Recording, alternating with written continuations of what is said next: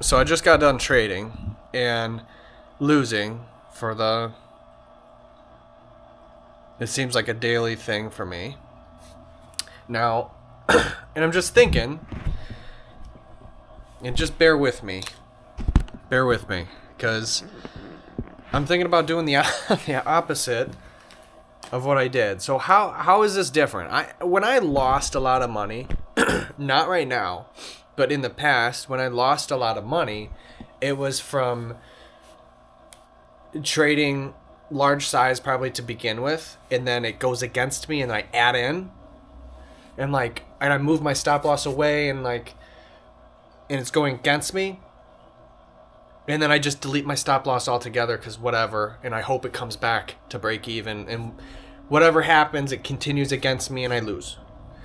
Number one, it's because of poor risk management, because you can't risk that much on one trade.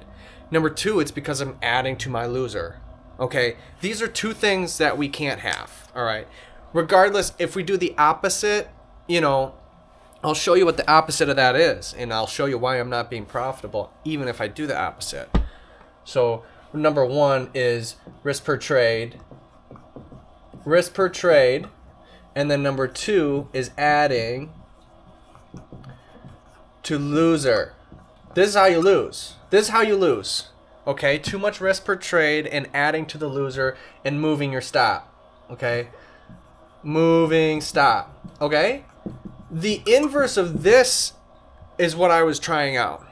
I'm already thinking opposites. I'm already thinking, okay, this is how I lost. How the fuck can I turn this around? How can I win? And the opposite of that is having no target, because when you lose, you don't have a stop loss, right?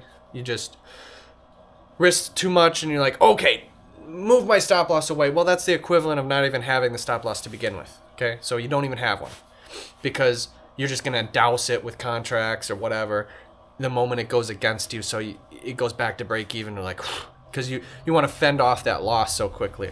So that's what I did. I've learned about adding to a position, a winner, and then I trim my stop. This is the problem, okay? A lot of the times, we're just going to stack up L's. Oops. We're just going to stack L's, because I'll tell you, if this is my zone, it goes in, it goes out, I trail the break even. My stop loss is here now, and it goes up, and it stops me out, and it keeps going. I miss this trade altogether, doesn't matter. I break even, whatever. That might sound good, but we're not including, there's so many trades that just go against you, and I lose. 50% of my trades is straight L's. They do not bounce. 50%, okay? So that means that half the time I lose anyways, and I'm just collecting -1 Rs. I'm collecting -1 Rs all day long. 1, 2, 3, 4, 5, 6, whatever. Okay? But then I might have one. I might have one that jumps for me.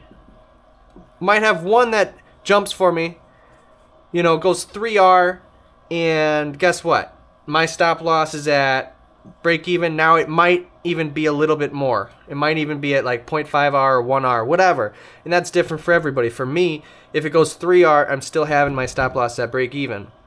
Because I'm tired of seeing trades that go 15R without me on board. How the hell can I capture that? Well, this is how I can capture that. I don't hug it so tightly. But what happens is, it might go 3R, come back, oh, jump to 4R, oh no. And guess what we capture? We capture nothing. Or, even if I'm at 1R, I capture 1R for a 4R move. I lose, okay? So, the reason why I lose is because I'm collecting this whole entire time, I'm collecting -1 Rs, and then I only get 1R. One of them for this trade, even though it's a winner. And I'm tired of it. The only way to actually win in that system, even if we add, okay, adding makes everything more complex. Just saying, in accounting terms, so much more complex if we add. Where do we add? Why do we add? And when do we add? it complicates things so much. And I've tried to do, 1R I'm going to add, and then I trail my stop here. I'm protecting risk, so I have double the size for the same amount of risk right now. That's possible. I'm telling you right now, it stops out so frequently, it's not worth it. Not to me. Not to me. It stops out so frequently. It sounds good. I'm at break even for my first contract, and then I'm adding in again, so I'm technically risking the same 1R, but now if it goes up, I'm at 2R each risk box, and I'm like, this is where I want to be. It makes sense, and I think it can work in a lot of trades. It can. I've seen it. I've done it. But it's not consistent enough for me to be profitable. So how does a loser like me make money then? How is it possible? I don't think that I might not be able to find the setups that work perfect like that, and that I can add to my winner. And I don't, as far as it evens out with all the trades, and I've tried risking the same amount per trade, and I can.